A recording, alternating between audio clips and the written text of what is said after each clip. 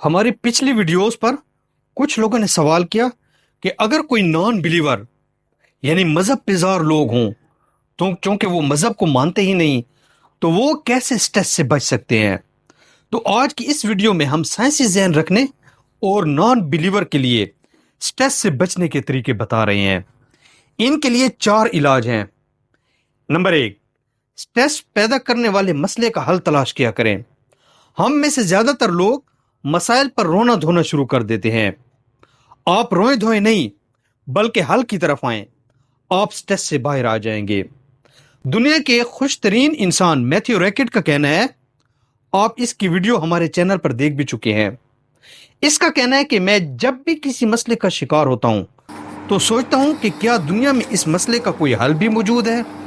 اگر جواب ہاں میں ہے تو میں اپنے آپ کو کہتا ہوں پھر پریشانی کی کیا بات ہے، اور اگر جواب نہ میں ہے تو پھر میں اپنے آپ کو سمجھاتا ہوں کہ جب دنیا میں اس مسئلے کا کوئی حل ہی موجود نہیں تو پھر پریشانی کی کیا ضرورت.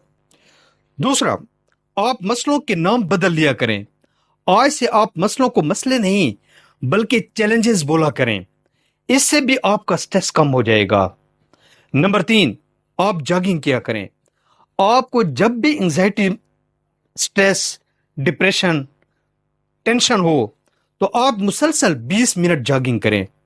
آپ یقین کریں آپ ٹھیک 16 منٹ بعد سٹریس سے پاک ہو جائیں گے، کیونکہ ہمارے سٹریس کے ہارمونز 16 منٹ کی دوڑ سے ختم ہو جاتے ہیں، اور دنیا کے کروڑوں لوگ اس تکنیک سے فائدہ اٹھا رہے ہیں.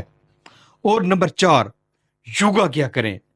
آپ آلتی پالتی مار کر بیٹھ جائیں، ناک سے لمبی سانس لیں، اسے پھیپڑوں میں کچھ دیر روکیں اور پھر منہ کے ذریعے نکال دیں. کس طرح، یہ دیکھیں.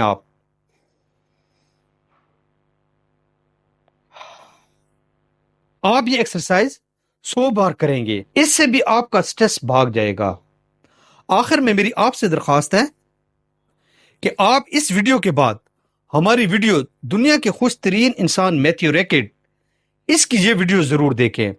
یہ بھی آپ کو سٹریس سے نکلنے میں مدد دے گی.